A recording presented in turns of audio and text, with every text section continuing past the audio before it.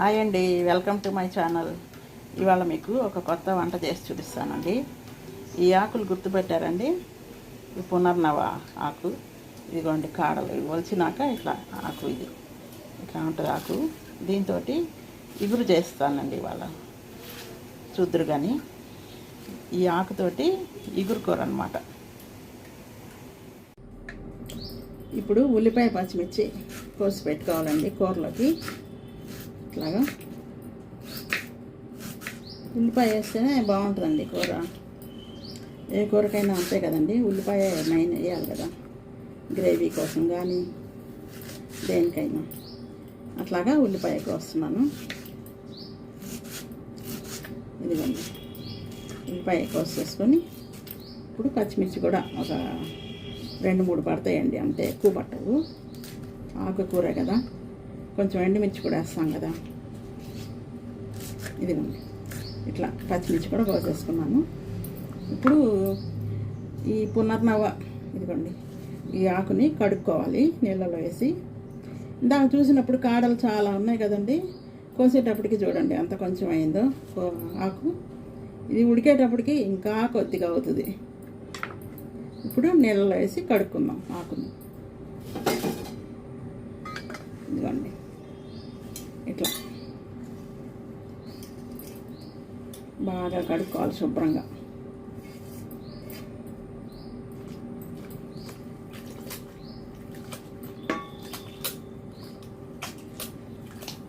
శుభ్రంగా ఇట్లా కడుక్కొని మళ్ళీ ఈ ఆకుని కట్ చేసుకుందామండి. కడుక్కొని కట్ చేసుకుంటే ఫ్లేవర్ బాగుంటుంది పప్పుకి. కందిపప్పు కొంచెం వేసుకుని ఆకుకి తగినంత పప్పు వేసుకుంటే చాలండి, ఎక్కువ వేయకూడదు. ఈ ఆకు ఎంత ఉందో దాన్ని బట్టి సుమారుగా వేసుకోవాలి పప్పుని.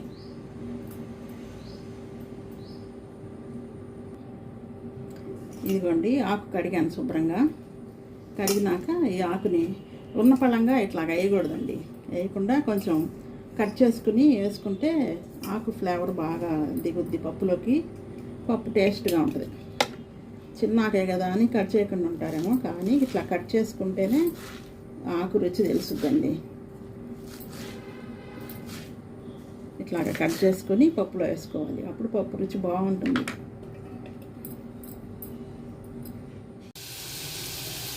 ఇదిగోండి తాలింపు వేసాను. ఒక చెట్టు తీసుకొని దానిలో నూనె వేసి మినపప్పు, ఆవాలు, జీలకర్ర, ఉల్లిపాయ, పచ్చిమిర్చి, ఎండుమిర్చి వేసాను.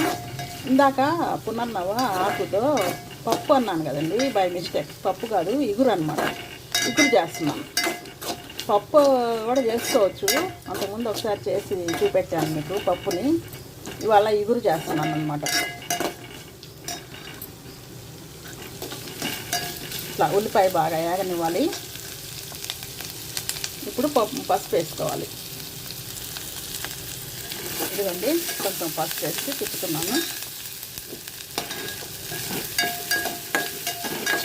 ఇట్లా వేగినాక కొంచెం ఉల్లిపాయ మెత్తబడినాక ఇక ఆకు వేసుకోవాలి.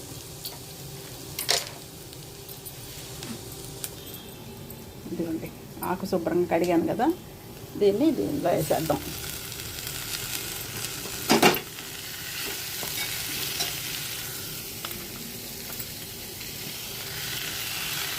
ఈ ఆకు ఆరోగ్యానికి చాలా మంచిదండి.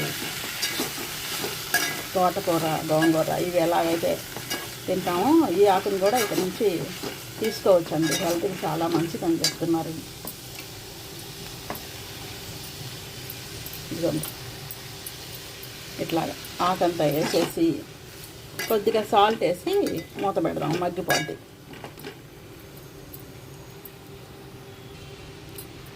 ఇదిగోండి ఇప్పుడు కొంచెం సాల్ట్ వేస్తున్నాను, రుచికి సరిపడా సాల్ట్ వేసి కలుపుకొని మూత వేసేద్దాం. స్లోగా మగ్గుద్ది. మీడియం సెగ పెట్టుకుంటే మాడకుండా ఉంటుంది. సిమ్లో పెడితే చాలా ఆలస్యం అవుతుంది, అందుకని మీడియం సెగ పెట్టుకోవాలి. హైలో పెడితేనే మాడిపోతుంది కదా. అది కూర ఎంతవరకు వచ్చిందో చూద్దామండి.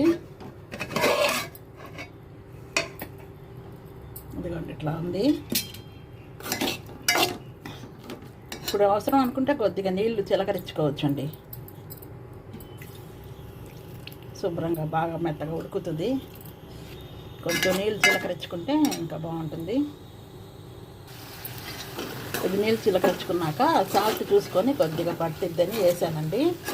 ఇట్లా బాగా కలుపుకొని మూత వేసుకుందాం. మళ్ళీ కొంతసేపు మగ్గబెడదాం కూరని. ఇదిగోండి కూర మొత్తం రెడీ అయిపోయింది. కారం కూడా వేసేసాను. ఇంకా శుభ్రంగా ఉడికిపోయింది ఆకు. ఇంకా స్టవ్ కట్టేసుకొని దీన్ని చిన్న బౌల్లోకి తీసుకుందామండి. సర్వింగ్ బౌల్లోకి.